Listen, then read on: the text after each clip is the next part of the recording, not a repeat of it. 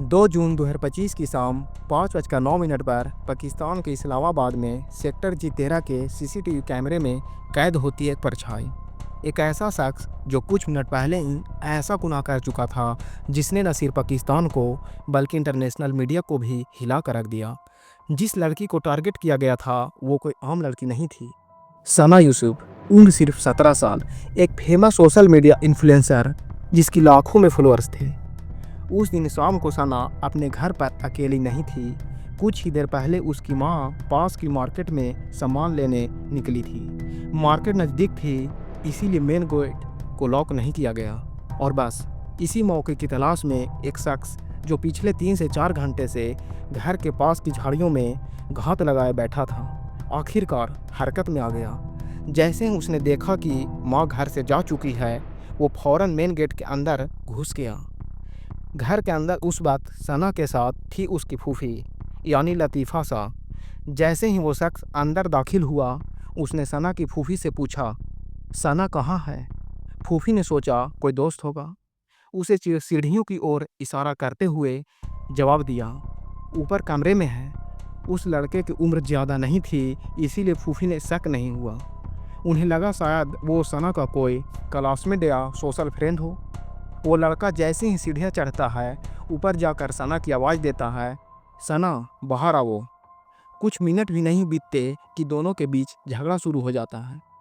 नीचे से फूफी जो उसके लिए पानी लेकर ऊपर जा रही थी, उन्हें अचानक सना की आवाज़ सुनाई देती है, तुम थोड़ा शांत हो जाओ और पहले आराम से बैठो, पानी पियो और यहाँ ऐसा कुछ मत करना क्योंकि घर के अंदर और बाहर हर जगह सीसीटीवी कैमरे लगे हुए हैं। बस यही थी सना यूसुफ की आखिरी लफ्ज जो सीढ़ियाँ चढ़ते वक्त उसने उस लड़के से कहे।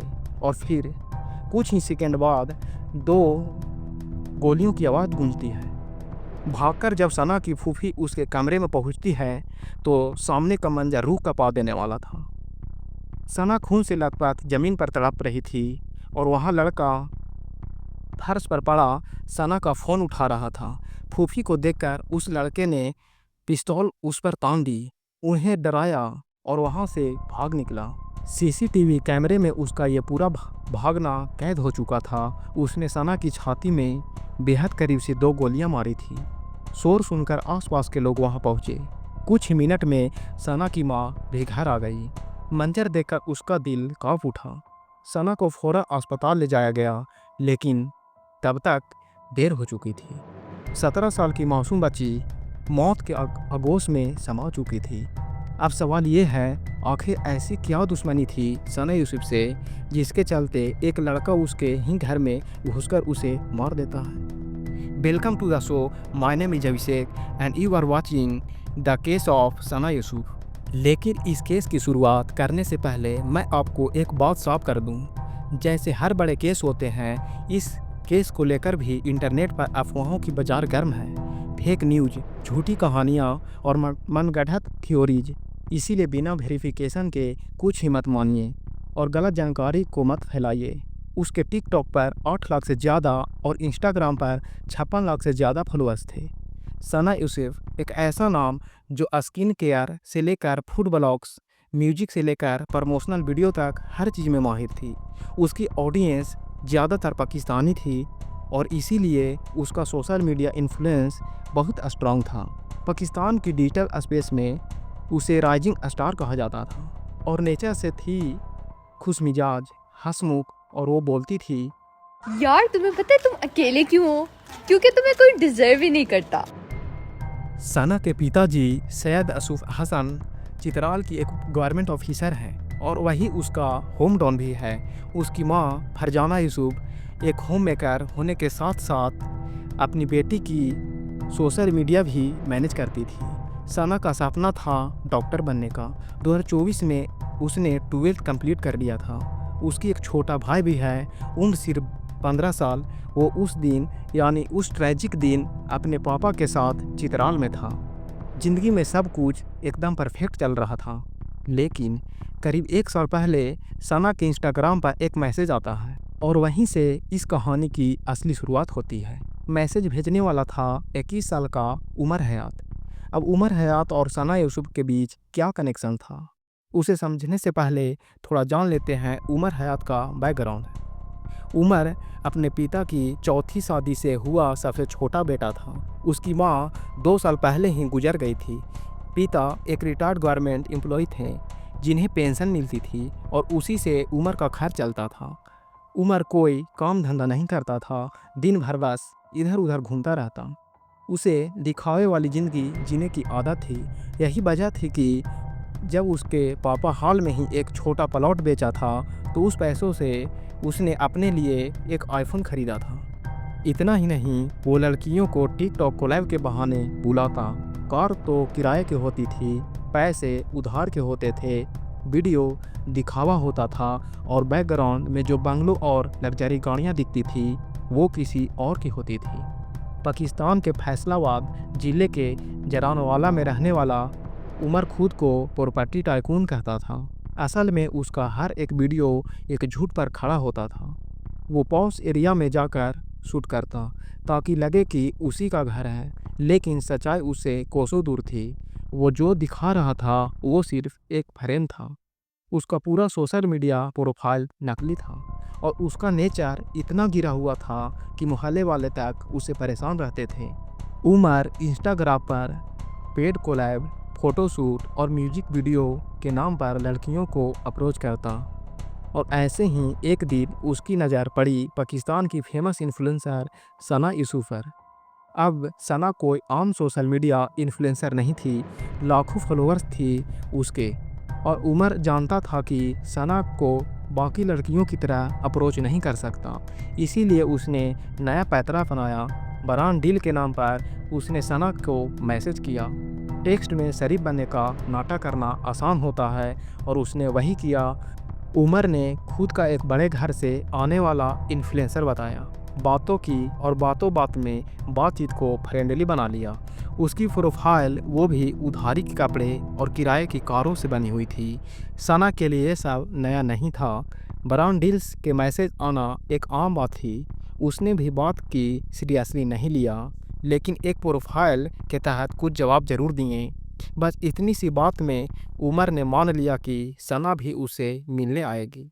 लेकिन जब सना ने बड़ी विनम्रता से मिलने से मना किया तो उमर को न की भाषा समझ नहीं आई।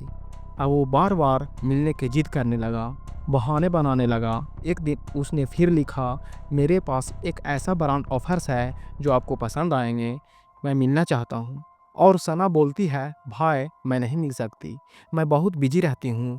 अब तक उमर अपने दोस्तों को भी बता चुका था कि वो सना से मिलना चाहता है, लेकिन वो भाई भाई कहकर मना कर देती है। उसका ऑब्सेशन अब पागलपन में बदल चुका था।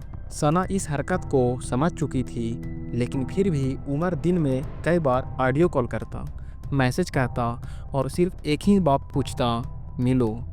सना ने तो कभी उसे कुछ ऐसा कहा और नहीं कुछ ऐसा लिखा जिसे उमर का कोई गलतफहमी हो, लेकिन इंटरनेट पर चलने वाले कुछ बोगस मीडिया चैनल्स ने तो हद ही कर दी है।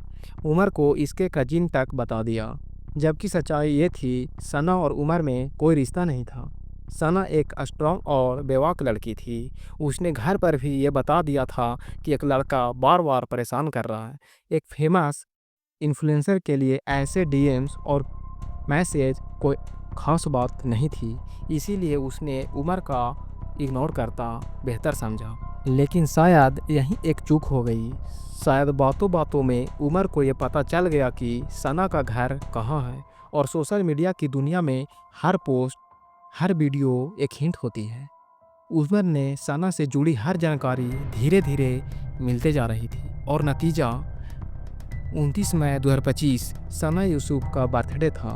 लेकिन वही दूसरी तरफ फैसलाबाद में के जरनवाल में बैठा एक लड़का उमर हयात एक पागलपन भरे प्लान को अंजाम देने की तैयारी कर रहा था। ढेर सारे गिफ्ट्स खरीदे गए।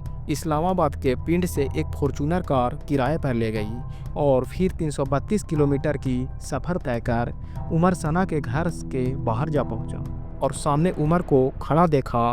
वो हैरान हो गई। उसने नसीब मिलने से इनकार किया।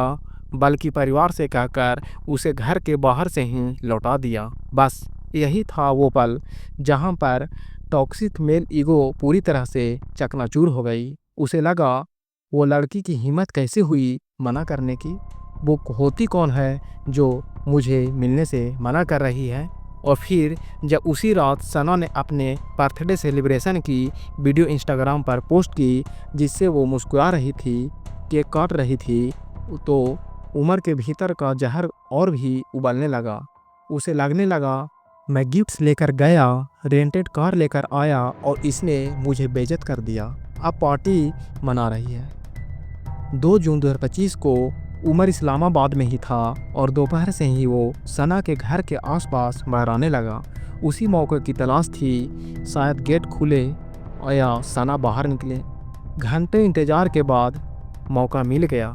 सना की माँ कुछ देर के लिए बाहर आई और मेन गेट खुला छूट गया। घर के अंदर सिर्फ सना की बुआ मौजूद थी जो उमर को जानती नहीं थी। उन्होंने उसे सना का दोस्त समझने की गलती कर दी। उमर घर के अंदर घुस गया और वो आया था मर्डर की प्लानिंग के साथ। उसके पास थी लोडेड पिस्तौल और फिर उसने सना के सीने पर 2 गोलियां दाग दी। सना वहीं गिर गई और उमर उसका फ़ोन लेकर मौके से फरार हो गया। घरवालों की पहले समझ में नहीं आया कि हुआ क्या। एफआईआर सिर्फ एक डिटेल थी, black shirt, slim body, medium height का लड़का और पुलिस के पास न नाम था न चेहरा। 113 सीसीटीवी कैमरे स्कैन किए गए, डिजिटल सर्वेलेंस और मोबाइल टावर डेटा से जियो फेंसिंग शुरू की गई और आखिरकार सारे सिग्नल फैसलाबाद की ओर गए। 8 जगहों पर रेड हुई और 20 घंटे के भीतर पुलिस ने जरनावाल से उमर हयात को गिरफ्तार कर लिया। उसके पास से मिली 30 बोर की पिस्तौल और सना का मोबाइल फ़ोन। पूछताछ में उमर ने बताया कि वो फ़ोन सिर्फ इसीलिए ले गया था ताकि अपने भेजे गए सारे मैसेज और कॉल डिलीट कर सके। उमर ने पुलिस के सामने अपना गुनाह कबूल कर लिया और पुलिस ने इस हत्या को प्राइमरी मोटिव बताया, पर्सनल रिजेक्शन।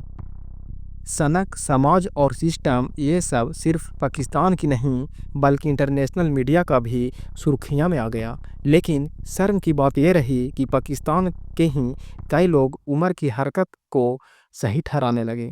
कोई इसे कल्चर की रक्षा कह रहा था तो कोई कहता ऐसी लड़कियां इंस्टा पर वीडियो बनाती है, गलत करती है। लेकिन सच्चाई ये है सना ने कभी कोई आपत्तिजनक या बलंगर कंटेंट शेयर नहीं किया था।